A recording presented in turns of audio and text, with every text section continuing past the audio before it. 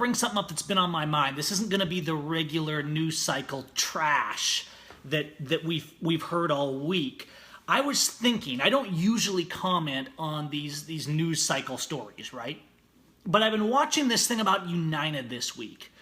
I've been watching this thing with United in the story, and there's certainly a real abuse that occurred, right? And I've been watching all of this corruption, even as our political prisoners are tortured in prisons, even as the Nevada trials go on, and Judge Navarro there makes an absolute charade of a court. This isn't a jury trial. A jury trial assumes that the jury actually hears the evidence. And what Americans are getting is not jury trials. It's not due process. It's not justice. It shouldn't even be called that when you have a jury that isn't even allowed to hear the facts in the case and weigh in on them. At that point, you don't have a jury trial. You have a lynching. And I'm going somewhere with this. Hey, everybody. I watched this story with United, and America's outraged, right? They're outraged about how this man on a United flight was treated. Of course, then some people try and make excuses. Oh, he had a criminal record. Whether that's true or not is completely irrelevant to the story, okay? This man's on an airplane. He paid for a seat, and he doesn't want to leave. And so the airline calls police to abuse him and drag him off the plane. Now, America's outraged about this. What's the difference between this and Jeff Winehouse or Schaefer Cox or the Bundys or anything, right? Why is America outraged? Well, it's a story the media could run with, right? It gave people what they wanted to see. And also, you had this drive. There was people there observing and speaking out. There was people outraged in the plane watching this, right? So you had an audience of 200 people watching this go down, and it was on an airplane, and guess what? That airplane's owned by a big corporation, so it's easy to attack them and demonize them. And don't get me wrong, United should be attacked and demonized in that way. They shouldn't be patronized. They're an incompetent company that could care less about their customers and is more concerned about squeezing every penny out of them than serving them. Now, this is coming from a small business owner myself, and we pride ourselves in taking care of my customers. I cannot stand companies that abuse and mistreat and disrespect their customers and don't give basic customer service. When somebody hires you for something, you serve them, you work for them. But let's think about the real story here. Why is all these other stories, all these other abuses happening every day from our police, and nobody really wants to talk about those in the mainstream, okay? But with United, we can get on board, we can hate United. Well, here's the thing, guys, because it's easy to hate a corporation. And don't get me wrong, United should be catching flack for this, but what really happened here, okay? The good old boys called in the goons. They called in the blue line. They called in the airport police. They called in the thugs. Now, it was actually the thugs that did the beating, the dragging, and the abusing. But you hear everybody talking about United Airlines. The police in America, right down to your local department, are the enemies of the Constitution. The reason this story is getting all this traction, right? You have a nation that murders its babies by the millions. You have a nation that terrorizes its own people and then bombs other countries, calling them terrorists as they start illegal and fake wars. You have propaganda coming out your ears. You have a people that don't want to love their neighbor and don't care if the guy down the road just got a kangaroo trial, whether the charge was a real crime or a fake crime. They just ignore it because it's easier to assume that the guy that just got convicted of either protesting or murder must have been guilty, otherwise the system wouldn't have charged him. You've got a nation that does not love its neighbor and doesn't really care. They just want a good news story. They want something to be outraged about. Wait for it. That's easy. America wants to be outraged about something that's easy. Now, I don't have any problem with people being outraged by what happened on that United flight.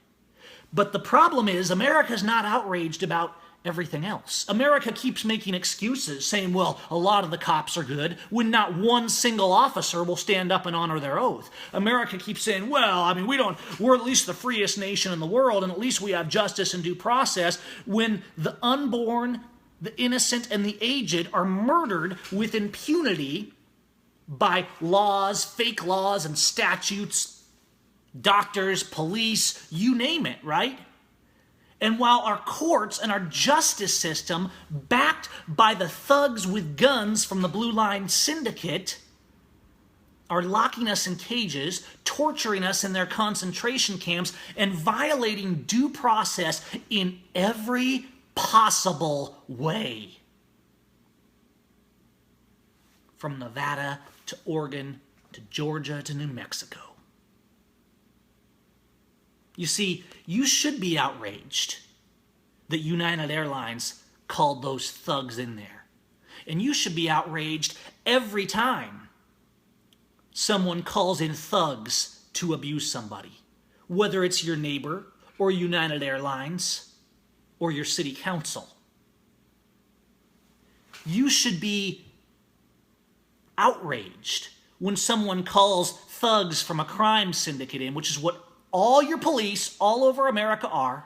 And people say, Gavin, you're generalizing, you're hating cops. No, I'm loving the police by telling them the truth and saying you are a thug, you're a member of a criminal gang, you refuse to honor your oath, you refuse to protect people's life, liberty, and property, and I love you enough to tell you you need to stop sinning and you need to repent. But you know who else needs to repent? America needs to repent.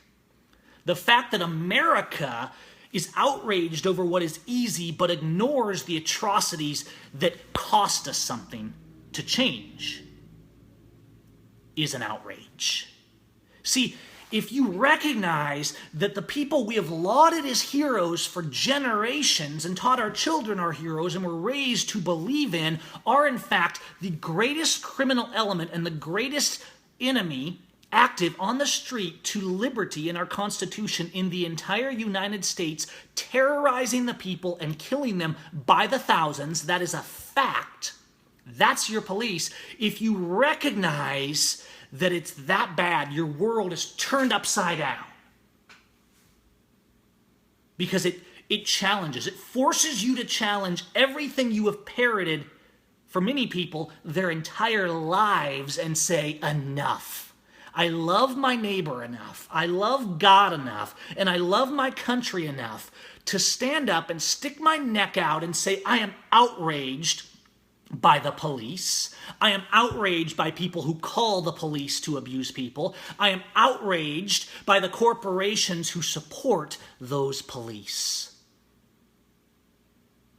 You see, until you have the courage to start getting angry about this, and to combine that with your peace and your love of neighbor and your compassion, until you have the courage to stop making excuses and telling other people who are outraged to calm down so that you can make an excuse for your lack of outrage in the complete charade of justice, values, freedom, and morality in this country, then you're part of the problem. So the reason the nation's outraged, rightfully so, about United Airlines is because it's easy.